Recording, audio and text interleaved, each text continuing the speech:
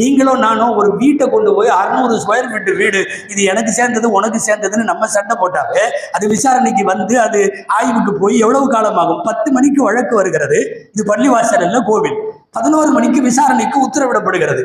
அடுத்த ஒரு சில மணி நேரங்களில் பள்ளிவாசலிலே ஒரு குழு போய் நாங்கள் தோண்டி பார்க்கிறோம் என்று ஆய்வுக்கு இறங்குகிறார்கள். தீர்ப்பு வழங்கிய 5வது நாள் 24 ஒரு பெரிய குரூப் போகுது.